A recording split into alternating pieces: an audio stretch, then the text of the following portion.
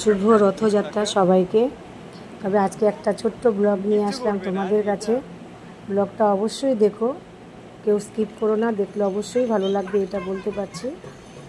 তবে এটা গতকাল করেছিলাম, তবে গতকাল ভিডিওটা দেওয়া হয়নি সময়ের অভাবে, তাই আজকে দিচ্ছি। সবাই অবশ্যই দেখো।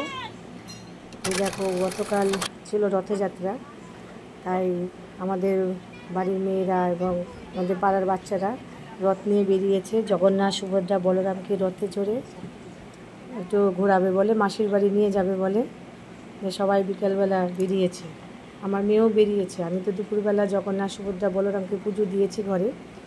তারপর বিকেলবেলা সব বাচ্চারা বেরিয়েছে রথে চড়ে জগন্নাথ, সুভদ্রা, বলরামকে মাসির বাড়ি নিয়ে যাবে, একটু ঘোরাবে বলে। যে আমাদের পাড়াটা খুব সুন্দর, পাড়ার মাঝখানে একটা বিশাল বড় পুকুর, তার চারধারে রাস্তা। সেই বাচ্চারা সবাই সেই রথে চড়িয়ে জগন্নাথ, সুভদ্রা, বলরামকে নিয়ে সেই পুকুরের চারধারে ঘোরাচ্ছে। সবাই একসঙ্গে ঘোরায়, প্রতি বছর এটা করে, খুব ভালো লাগে। আমরা তো তাদের সঙ্গে একটু সঙ্গ দিই, কেন ওরাও একা একা তো সেটা করতে পারবে না। বিকেলবেলা সবাই একসঙ্গে হই সবাই। তবে এবার বেশি বাচ্চা নেই, তবে 4-5 জন হয়েছে। সবাই হয়তো এখানে ওখানে ঘুরতে চলে যায়। তবে আমার মেয়ে আছে, আমাদের পাশাপাশি বাড়ি আরও 2-3 জন বাচ্চা আছে, এবং মায়েরা সবাই মিলে আমরা একটু বিকালে বেরিয়েছি। সবাই রথ টেনে টেনে নিয়ে যাচ্ছে, আমরা পেছন পেছন যাচ্ছিলাম, এবং বাচ্চারা সবাইকে দাঁড় করিয়ে একটু প্রসাদ দিচ্ছিল। খুব ভালো লাগে, এইভাবে প্রতি বছরই করে আমরা সঙ্গ দিই। তবে ভিডিওটা দেখো, খুব ভালো লাগবে। তবে বেশি বড় করিনি ভিডিওটা, খুব ছোট্টই করেছি। তবে বাচ্চাদের খুবই ভালো লাগবে ভিডিওটা, বাচ্চাদের নিয়ে করেছি। তবে অবশ্যই দেখো, কেউ স্কিপ করো না। এরপরে আমি আরও একটা ভিডিও দেব। আজকে তো আর সম্ভব নয়, আগামীকাল আরেকটা ছোট্ট ভিডিও দেবো, অবশ্যই দেখবে সেটা। তবে ভিডিওটা অবশ্যই দেখার পরে অবশ্যই একটা লাইক, কমেন্ট করো, কেউ স্কিপ করবে না।